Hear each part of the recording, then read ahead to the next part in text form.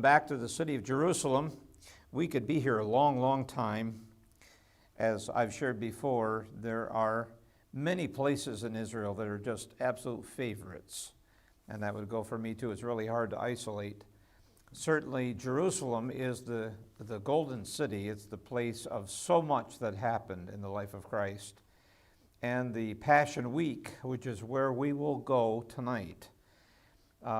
If you were to ask me, the place of peace and quiet and scenery would be probably up in Galilee.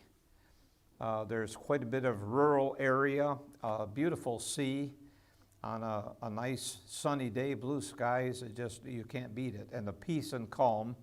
And then all the stories that took place there, because Jesus was from the Galilee area.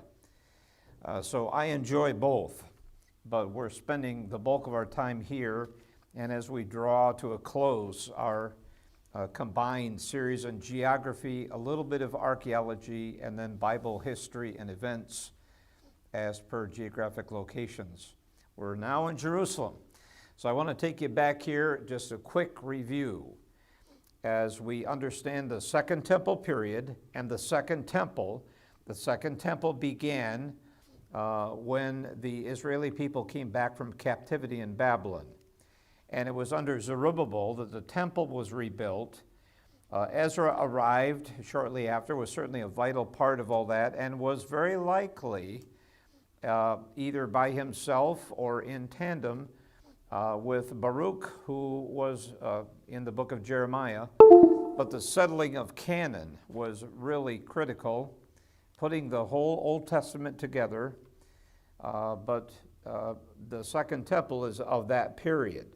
So by 516 BC, the temple is rebuilt, and then Nehemiah steps in and begins to rebuild the walls. But even then, Jerusalem and Israel are not their own entity. They're still under foreign power, and it will be a long, long time until Israel regathers and comes back into Israel. So 1948, we're looking at that period of time, and that's in modern times, and yet still, Israel to this day does not control the Temple Mount. They do not have a temple. They have not resumed their worship services. So that still awaits. So what a history, and following that all the way through. But this is important because this now stays within the domain of Israel for a number of years, several hundred years, but they don't have full control.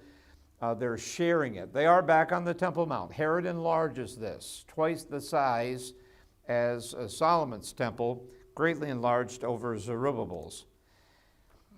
Along the way, it really becomes beneficial. There's no way that we could settle this and focus and major on this, but just learning the gates around the city and understand they complicate the issue because as the city is torn down and rebuilt, or as the city enlarges, there are new gates, or old gates that are a layer up because civilization builds on the previous civilization. So they may have the same named gate, but it's up a whole 10 or 20 feet higher. But learning the gates because they show up in the Bible, and knowing when Paul is leaving for Damascus, he likely left out the Damascus gate. When Stephen was stoned, he was stoned at the gate that's named for him, St. Stephen's Gate. Many of the gates have alternate names, but there's so much material, so much information, so much trivia that actually has a bearing in the Bible, because now you can locate things that are happening. But this is the temple. But what about the makings of the temple? Well, there's a Gentile courtyard. There's a women's courtyard. All of these things play a role in who can come into the temple and who may not come into the temple, and where was this? And that depends, too, upon the era. This ought to look a little bit familiar. Southwest corner nearest to us. And we looked at the archway right down below that, Robinson's Arch, the small gate, which is barely in sight. You have to look really hard. There's a small set of steps, stairway that goes up into the temple, and it's slightly to the north of Robinson's Arch. And so Barclay's Gate is there. And then Wilson's Arch is the major arch you see. and it's the valley, the Central Valley, the Tyropaian Valley, that runs down underneath those archways. And it goes all the way up into the north of the whole temple compound, and eventually merges onto the highest level that is there. But the valley keeps cutting deeper and deeper the further south it comes, and then it's going to turn to the east once it comes down around here, and the Valley of Hinnom, the Hinnom Valley, is just below us. David's city is below us. The amphitheater is dead ahead, not quite center screen, but all of this is Herod's doing. Herod has rebuilt this, and so much of the construction and the genius and the structures are in honor of Herod. He built for himself quite a name. This, of course, is modern times, and the portion of the wall that you see, and of course the Dome of the Rock, which is the gold dome in the background, a bit north, but this part of the temple wall is the Western Wall. It's also known not so affectionately as the Wailing Wall. It's, again, as I mentioned to you, the Jewish people really are not fond of that, to say they're a wailing people. And they are, and they know that they lament the fact that they can't even use the temple now. But you have to always be tender and careful with people. The kind of names that people call that become very common aren't necessarily favored by the people about whom those names speak. But we would know this, I suppose, as the Wailing Wall, but we prefer to call it the Western Wall. You can see the people gathering. There's a fence, not in the middle, but closer our side. The women gather on the right, the men on the left. There is an archway in the far corner that goes underground. And so you can go in there, and the men are allowed to do that. Even we as Gentiles were simply asked to wear a cap as a head covering to honor the Jewish religion. But that's a picture that would be very typical in today's time. Actually, some of my fondest memories, believe it or not, and I've shared this individually with some of you, are being here in the temple area, especially at a Passover or a holy day. So the evening before, and there are soldiers all over. You can only guess how much security there is here and how many skirmishes, and where one Muslim terrorist make his way into the temple area, and somehow by appearing to be Jewish, and they all live in the same area, you understand. The Jewish people and the Muslim people live here in Jerusalem. And so to come in with a backpack and walk over in that area, can you imagine what would happen? So there is top security when there is any kind of gathering at all. But I have a lot of fond memories of actually just engaging in conversation with the soldiers. And boy, the stories they can tell of the things that they've had to see and endure and handle. Picture here, I want you to keep track of a couple of things. In the foreground here is Golgotha. Now, not this week, but Lord willing, next week, as we wrap up Jerusalem and wrap up virtually almost everything that we're trying to do on a really fast pace here, we'll be talking about the traditional and the conservative and the preferred site for some of us. Gordon's Calvary, or the traditional, which has Catholic roots. That doesn't make it a wrong site, but we'll be talking about that. What you see here is actually Golgotha of the traditional site. And actually, one time I reversed the two, but this is traditional outside the city, and where the tradition has it. But Gordon's Calvary is up to the north of the city, again outside the city gates. But I want you to just keep track of that for next week. For coming up here right away, you can see the Gentile courtyard within the temple area. It lies to the left side, so the upper left corner of the screen. And in modern times, since the Muslims have taken over centuries ago, you're going to see a whole new structure here. And what you're looking for is in the open area, but all the way over this way, there's a little cupola. And I'll show you that here in just a moment. There's the Dome of the Rock. and let your eyes scan within the plaza, the courtyard of the Gentiles. We're looking at this from the opposite direction now. We were on the other side in Herod's day. Now we're on this side, 20th and 21st century. But the little cupola that you will see in the courtyard area is almost by those 4 arches in the background of the temple compound. You see the 4 arches? Look in front, a little cupola. That is measured and believed by a number of rabbinic scholars to be the exact site of the Ark of the Covenant, and that the original temple was over there. And so by some of their measurements, we need to move the idea that the temple was here all the way over to the right, and the Ark of the Covenant rested where that cupola is, which looks like this. And there are the arches.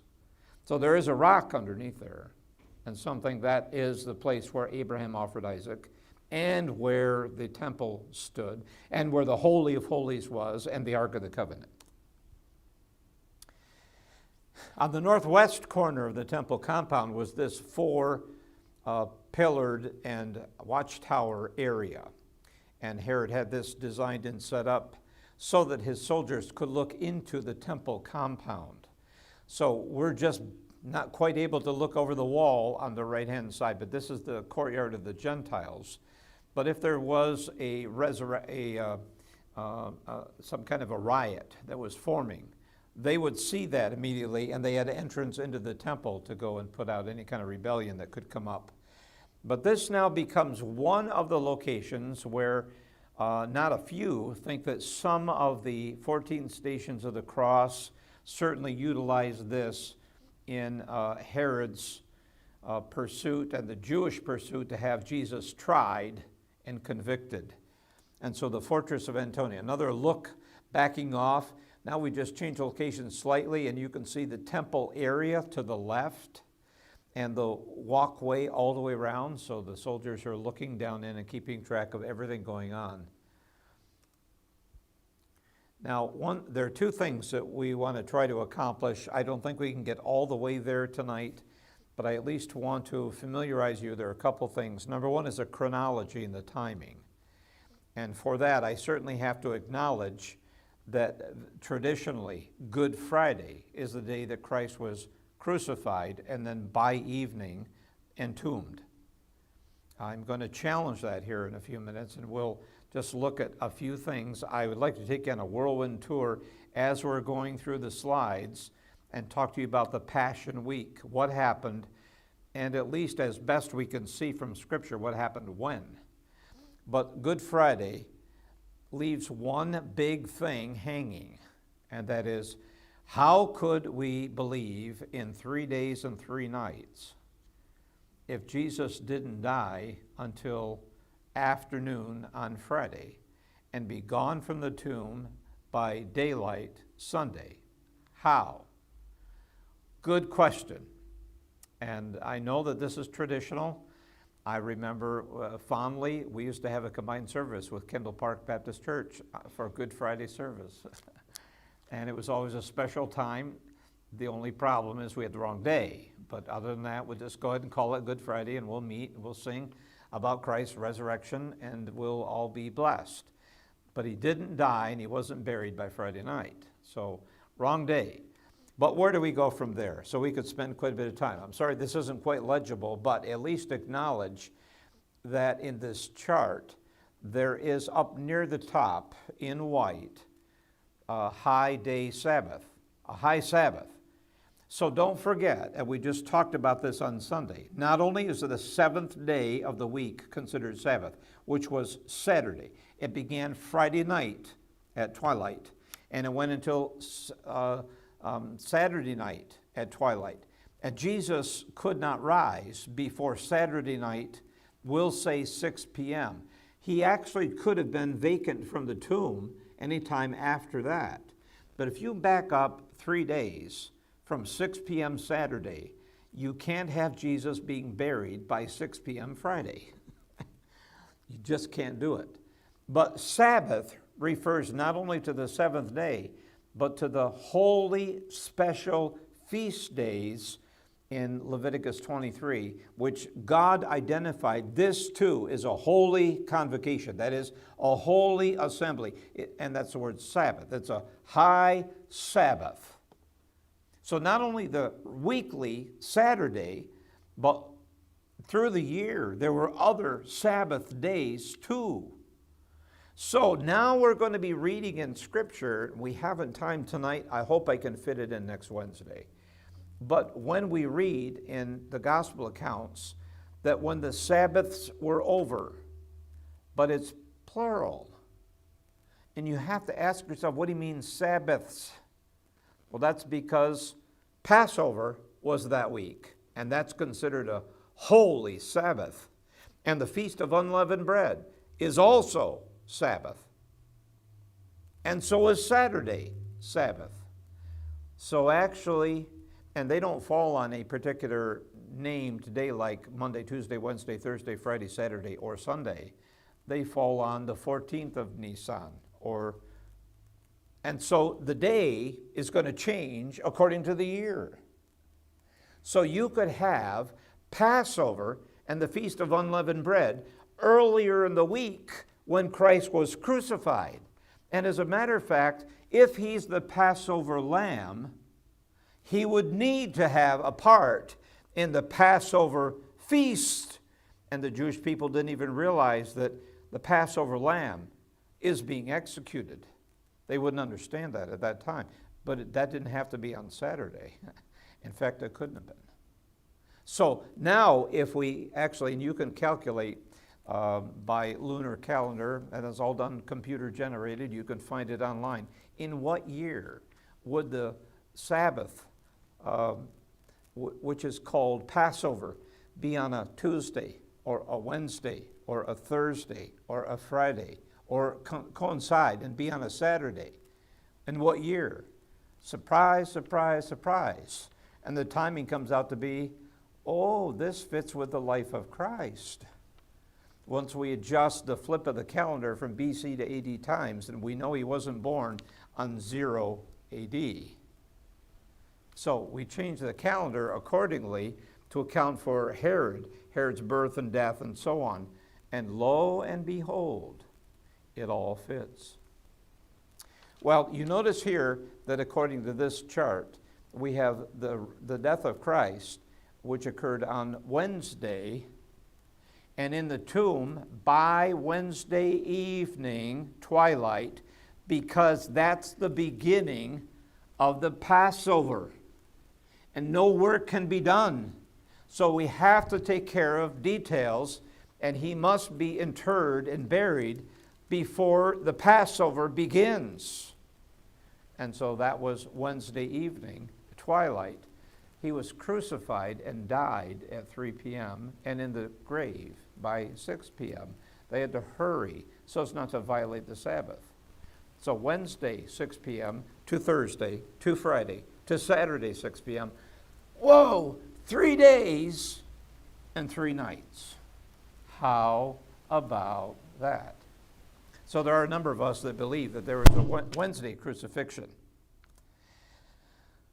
Now, don't forget, we are fitting together Passover, unleavened bread, and then even first fruits. Those are the spring festivals. Of course, coming up on the fall, that's like really quickly here. We have 3 more very important ones, the Feast of Trumpets, Day of Atonement, and the Tabernacles. And so in the next few weeks, we'll be coming back full circle where we began 1 year ago, which is right on those festivals. We began last year. But now we want to look forward and discover and find out whether those fall festivals talk about Christ and what's up ahead for the Jewish people. And I believe the answer is yes. But we're going to cover those in the very near future. So we notice in Exodus 12, God established the order of the months. This is the Jewish calendar. It is designed to show the holy days. And the month of Nisan was to be the first month according to the Jewish spiritual, sacred calendar. That's the first month. And then that marks, of course, redemption and so on. Actually, I should say Nisan is back over in the spring. So here's a Passover week. We have 8 days, one, which is day one. And the further we go in the Old Testament, the Passover meal and the 7 days of unleavened bread merge together into one 8-day ceremony. So we have the first and the 8th days being those that cap that off. Now here we're looking at the route of Christ as he came down. There are two ways to travel coming down to Jerusalem. The left side is the route that comes through Samaria. That was not really preferred by the Jewish people coming down from Galilee and from all the northern districts, because the tension and the animosity between the Jewish people and the Samaritan people went way back to the days of Babylonian captivity. And the Jewish people did not like the Samaritan people, and it worked the other way around too. But that would be one way to come. And when questioned about this on one of the trips down here, the disciples were wondering, but the Bible records it was necessary for Jesus to pass through Samaria. So again, in fulfilling some messianic prophetic truth about the Messiah, it was important for him to come through Samaria. Typically, however, they would cross over the Jordan and come down and then come back into Jewish territory down in the south. And you can see that there. And a little more here in the left hand, Jesus' last journey. You can see where he came down south and then crossed the Jordan into Perea and then came back across. Now when he comes back across, today that would be the Allenby Bridge, general of the British Army. And the Allenby Bridge is the primary bridge across which you come from Jordan over into Israel or vice versa. And again, tight security, although relations have been pretty good with Jordan for a number of years. But you can see the first city, the first major city coming back into, so traveling west from Perea across the Jordan, and you come into Jericho. Now, Jericho's rich with Bible history going way back in the Old Testament, the conquering of Jericho, but a lot of other stories. There was a spring in Jericho that was bitter. It was no good for water, and a great prophet cast salt into that and cured it. We certainly have the walls of Jericho coming down. But then in this account, we have Jesus coming into Jericho, and remember, this is his last time there. So he's passing through, and a lot of things are going to happen. But of course, Luke is the one with sole proprietorship of the story of Zacchaeus. That's on the way in to Jerusalem for the triumphal entry. So that's right before Jesus arrives in Bethany, and from there goes through Bethpage and then on into the temple. And he's riding on a colt. You remember the story? But it's Jericho that comes first, and it's Zacchaeus who's in that story in Luke 19. And in Luke 19, we're almost there. We're coming right up close on the heels of the week of Passion. So Jesus' earthly life is not much longer. Now on the right, we have just a very brief view of Jerusalem itself, including the temple area particularly. But what you're looking at primarily is the Garden of Gethsemane on the east or the right side. And of course, what's out of sight is Bethpage and Bethany, just off the map. And so the pattern that Jesus followed during that Passion Week is he comes through Bethany and is staying there, and then in the morning he goes through and into Jerusalem, into the temple, back out at night, and back in the next day, and then back at night, and then beyond that, things are a whirlwind, and before you know it, the Last Supper, and over to the Garden of Gethsemane for prayer, and betrayal and arrest, and carted off late that night to stand trial, and then in the morning to stand further trial before Pilate, and then back handed over to the Jews, and off he goes to be crucified. Wow, that's going to happen in a hurry. We're going to look at that just a little bit here shortly. So you see Bethany there, not very far from Jerusalem. This is one, you understand there are different ideas. There are no signs that date back to 1st century AD that say this is the upper room, and this is where Jesus was tried. This is where Jesus stood in Pilate's hall. There aren't signs to tell us that, So there are some differing views as to the exact location within Jerusalem when that happened. So most of the movements here, you notice from the Garden of Gethsemane, this particular editor deems that Jesus, under arrest, traveled over north of the temple, and then that would put him going past the Antonia fortress there, and then across the Tyropaian Valley, and then down to the areas where he was taken before Pilate. He was tried by the Jewish people and Sanhedrin, and so on. I happen not to agree with this, but certainly there are some people who think that. Now, this is a little too detailed to be able to cover or for you to see it from where you are. But you notice that we have some green lettered, numbered, I should say, no, they are letters. And this is where Jesus was doing various things, but before the Passion Week. And then in yellow, sites and events that took place. Now, primarily what you'd be looking for is there in Bethany, just off to the right, across the Kidron Valley. And you see the Kidron Valley and the Valley of Hinnom and the Central Valley up the middle. All those are positioned just right. But over across the Kidron Valley, you notice Bethany, and that, of course, is where the Lord had come through. That's where Mary, Martha, and Lazarus resided. That's where Jesus was anointed by the woman with the alabaster vial or box that was shared with him, and she used her hair to wipe his feet, and Judas objected. And so there's so many things that are happening, all so very quickly, right now and right here. But that's just not quite off the map. But then so much of what happens during Jesus' arrest and trials takes place at the lower quadrant, the southwest corner, that large area. And you see a number of yellow boxes there with letters. And had we the code to decipher that, you'd be able to see where the speculation is that the upper room exists and where Jesus was held in the house of Caiaphas and so on and so forth. And we're going to see some places that I think may fit that description. This is another view of that. You notice the Kidron Valley, and number one over there is actually the place where the upper room where Jesus had the Last Supper. I'll show you a few possible views of that. Again, more of this in this particular shot. You can begin to see, and it will show up a little better here coming up, potential sites of the place of crucifixion and also the tomb. So there is a traditional Catholic, and really many denominations hold that, both for the place of crucifixion, Golgotha, a place identified, they think, as fitting that description, and then also where he was buried. But there is a major alternative view that many would say actually fits the Bible description of a garden nearby and a place of a skull, and so that is Gordon's Calvary and the garden tomb.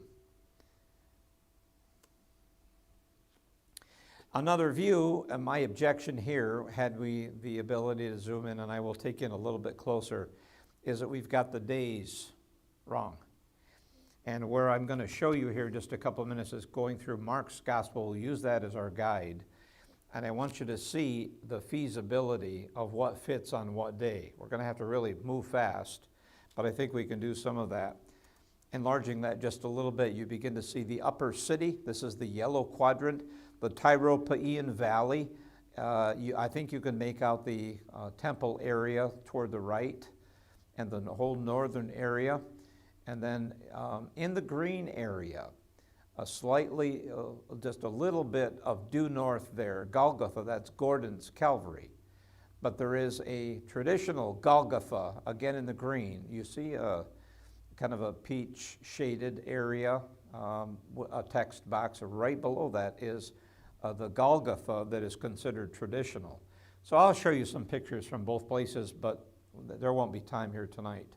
But a lot of things there. But what we have is a Friday crucifixion and burial.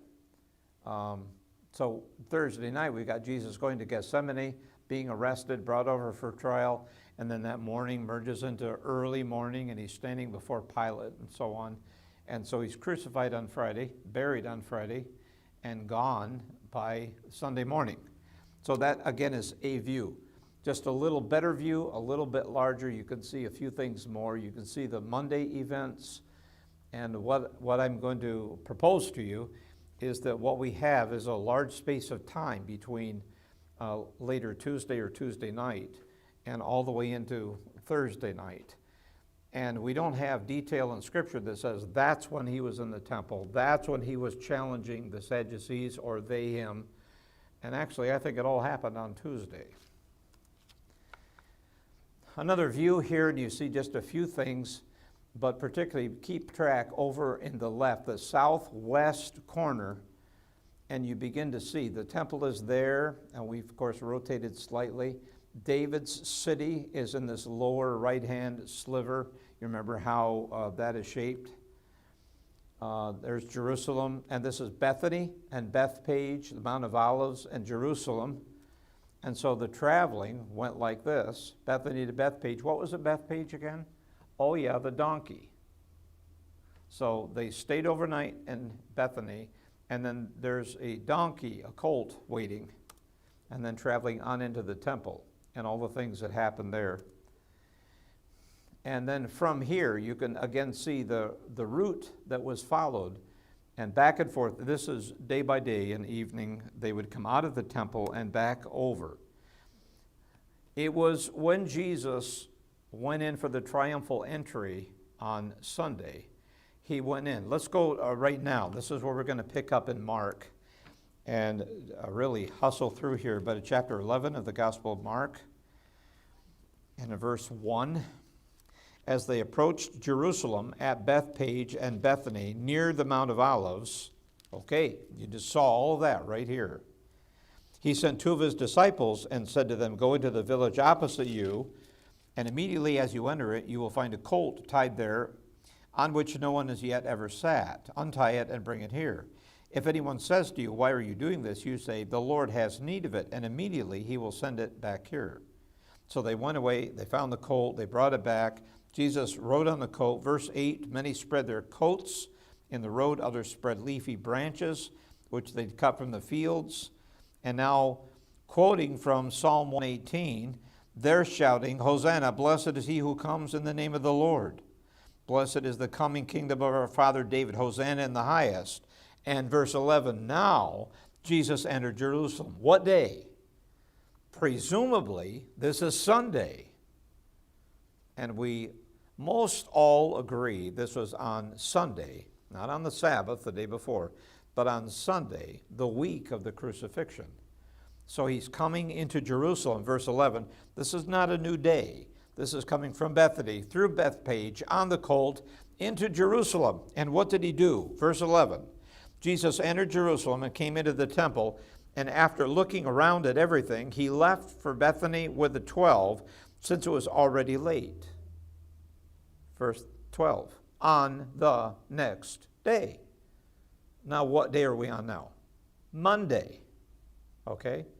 So they go back to Bethany. That's where they have housing arrangements. And back into Jerusalem, into the temple, on the next day, on Monday. Now, they left Bethany, we're told in verse 12, and becoming hungry, verse 13, seeing at a distance a fig tree in leaf. You remember the cursing of the fig tree? So this is Monday. This is on their way in, Monday morning, going back to the temple and seeing a fig tree. And in leaf, it's showing sign there ought to be fruit. There's not. And so Jesus cursed the fig tree, verse 14, symbolic of all the hypocrisy and externalism, all the show of the Pharisees and the Jewish people. And the Lord was very perturbed to see the outward indication, but no fruit whatsoever. And so, verse 14, the curse. And now, verse 15, they come to Jerusalem. He entered the temple, began to drive out those who were buying and selling. This is driving out the money changers. When is this again? This is Monday. So driving out the money changers. And the story goes on through verse 18. And now verse 19. When evening came, they would go out of the city. Okay, which evening again? Monday evening. Verse 20, as they were passing by in the morning. What morning is this? Tuesday morning. Okay, they left the temple And the only thing recorded here in Mark is the money changers driven out. And they leave in the evening, go back to Bethany, and on the way back, they're certainly going near that fig tree, but it's in the morning, Tuesday morning. They're again going back to the temple, back to Jerusalem. And they see the fig tree withered, and Peter remembered verse 21 and brings it up. And then Jesus has a lesson to share down through verse 25. Now, in verse 27, so as they were coming again to Jerusalem, so now they're arriving in Jerusalem. They passed the fig tree that was withered, and they could see that what Jesus said came true. Now they come again to Jerusalem. Now, this is going to be a whopper of a day.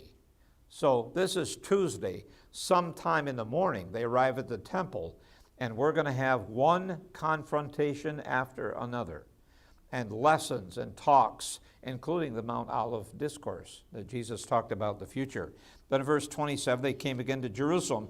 As he was walking in the temple, chief priests and scribes and elders came to him, and they're asking, by what authority do you do these things? Verse 28. And his answer was, well, by what authority do you do what you do? They couldn't answer him, and so after they said in verse 33, we do not know, this is a question about, is John a real prophet? And see, they were caught in a bind. They can't say yes, they can't say no, because John is popular. But if they say yes, they have to concede what he talked about, the horrendous hypocrisy of the Jewish people, is all true. So their answer is no answer. No answer is better than an answer that's not going to set well with the people. So they said nothing. And so Jesus responded, well, so neither will I tell you by what authority I do these things. It would have precipitated a crisis just a little bit early before it's going to happen. So he begins to speak in parables, chapter 12, verse 1. And then they wanted to seize him in verse 12, but they feared the people, and so they left him and went away. But verse 13, what day are we on? We're still in Tuesday. We haven't left Tuesday. We're still Tuesday in the temple area. Verse 13, they sent some of the Pharisees and Herodians, and they're trying to entrap him. So should we pay taxes and this kind of thing? And then verse 18, some Sadducees that don't believe in a resurrection. They come and they say, okay, so in verse 19, Moses wrote that if a man's brother dies, leaves behind a wife, leaves no child, his brother should marry the wife and raise up children. So, Master, there were 7 brothers. The first took a wife, died, leaving no kids. The second one married her, died, leaving no children. The third likewise, all 7 of them. So, Master, can you answer this question in verse 23? In the resurrection, when they rise, which one's wife will she be? Is this number 1, 2, 3, 4, 5, 6? Do you understand how ridiculous this is? When you try to trap somebody, the egg is on your face. But the Sadducees, they're trying their best. And Jesus said, you're asking all the wrong questions. One of the scribes at verse 28 came up. He heard them arguing and recognized that Jesus was answering very well. And so he asked the question at the end of verse 28, what commandment is the foremost of all? And Jesus answered and described to him some great truth. And verse 35, Jesus began to say, as he taught in the temple, so that goes down. Verse 38, in his teaching, he was saying, look out for those scribes. They are hypocrites. And verse 41, he sat down opposite the treasury, began observing how people were putting money into the treasury. And a poor widow came up in verse 42, and Jesus commended her far above all of those that were hypocritically giving. Now verse 13, as he was going out of the temple, one of his disciples said to him, Teacher, behold, what wonderful stones. What day are we on? This is Tuesday. And they're leaving the temple. And they're saying these beautiful stones in Herod's rebuilt temple here, enlarged temple. Verse 3, he was sitting on the Mount of Olives opposite the temple. Peter, James, John, Andrew were questioning him. Tell us, verse 4, when will these things be? And what will be the sign when all these things are going to be fulfilled? Tuesday, okay? Tuesday, as they left the temple, presumably afternoon, later in the day, but it's Tuesday. And this goes on, and all of chapter 13, and then the parable in verse 28 of chapter 13. All this is on Tuesday. Now, you press on beyond this, we come to chapter 14. Now, the Passover and unleavened bread were 2 days away. Chief priests and the scribes were seeking him to seize him. And verse 3, while he was in Bethany. So this is Tuesday, later in the day. Whether it's evening yet or whether this is still afternoon, but we're back at Bethany now, and this is the woman that broke the vial and poured it over his head. And then some were indignantly remarking, we've wasted this expensive perfume. You remember that story. And then chapter 14, verse 12, on the first day of unleavened bread, when the Passover lamb was being sacrificed. So the lamb is being prepared and slaughtered for the great meal. And so they're asking, where do you want us to go and prepare for you the Passover? So he sent 2 of his disciples and said to them, go into the city, a man will meet you carrying a pitcher of water, follow him. Wherever he enters, say to the owner of the house, the teacher says, where's my guest room, which I may eat the Passover with my disciples? And he will show you to a large upper room. Here are the figs, and here is the city. And again, you're looking directly north along the western wall of the temple, but over to the left is Mount Zion, and that whole area is slightly upper class, but we believe that over almost as far as you can see, where the red roofs are there, but come back this way and slightly south, the upper room is probably there. So the sites, you can see that there's a small line, and the text, lower left corner, reads upper room, possible location. And that's down in that corner. And then the possible location of the high priest's courtyard is directly up above. And then you notice on the far left side, almost to the border, possible location of high priest's house. And that points there to a white roof. So there's a lot there to see. The final weeks of his ministry, you've got major things that are happening there. And the city itself, the site of the Last Supper, the upper box, the lowest far left text box is the site of the Last Supper. That's the upper room. Now again, we base this on archaeological finds.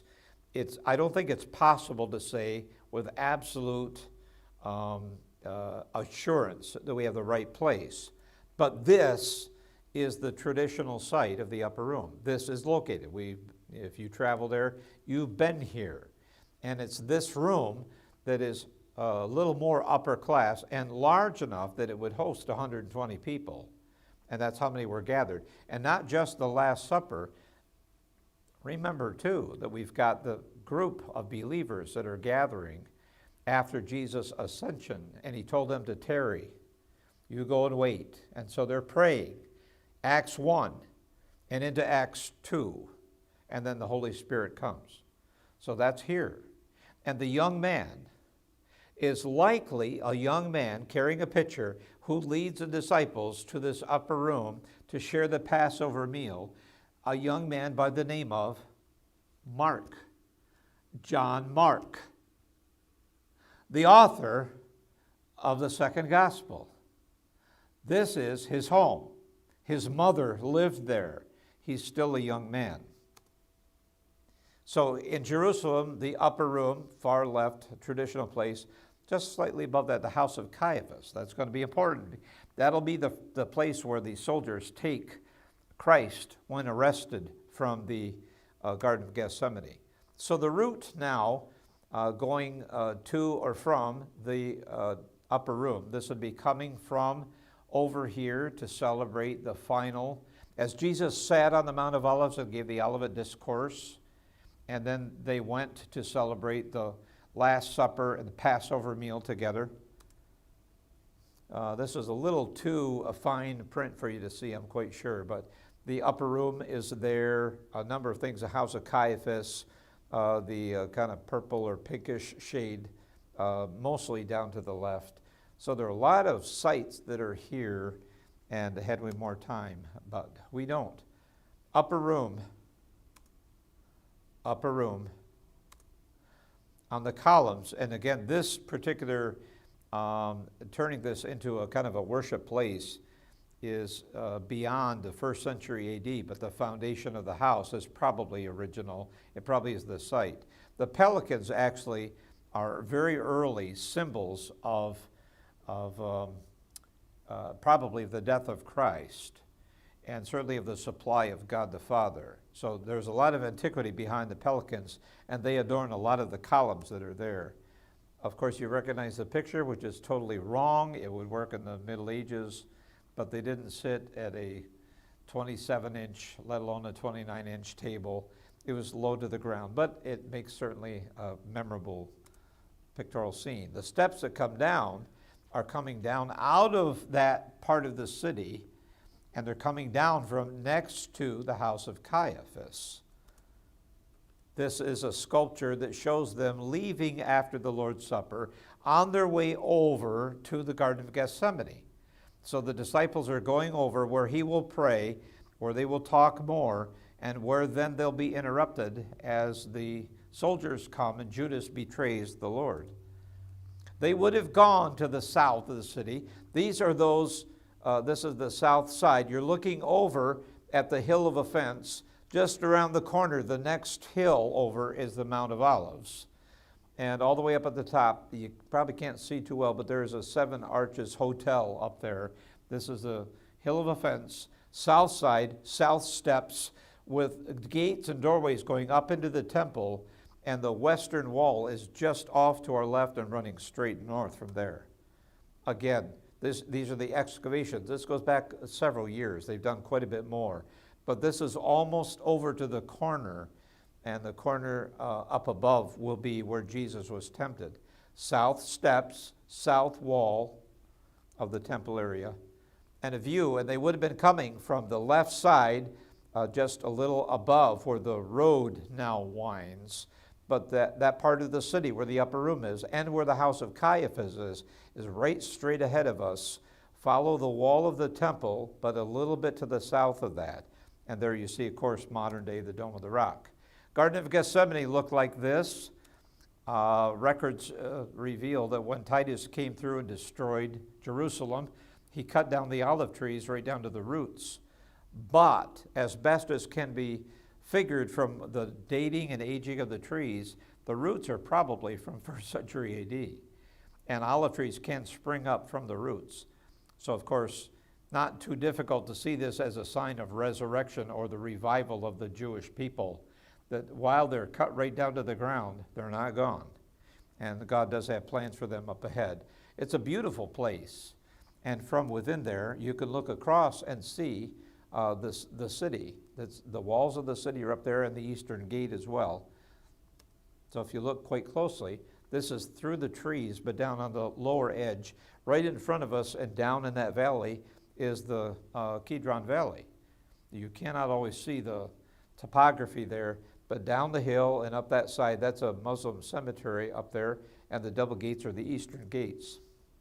And again, you can see through the olive trees there. Beautiful scene. This is Jesus in the garden. His disciples have fallen asleep. Sculpture, there's a chapel there to commemorate this, and the agony of that time, and the rock, presumably, the rock where he agonized. A nice view from the garden up to the gates of the city itself. This is again on the south side. That's the corner. That would be the pinnacle up on top. And the temple complex is just over that wall. And this is Judas. So you know this story. And then the sculpture that depicts the Lord arrested and being taken to the house of Caiaphas. And this again is on the south side, but I want you to see the house with the dome just the other side of the road there. You might see it a little better here and a little better here.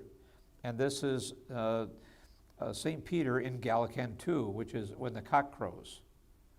Because where the house of Caiaphas was, where Jesus was flogged and interrogated, you remember what was going on in the courtyard just outside. Peter warming himself by a fire. These are those same steps that we looked at just a few minutes ago coming up. Now we're looking down, And just to the right of this then is the house of Caiaphas.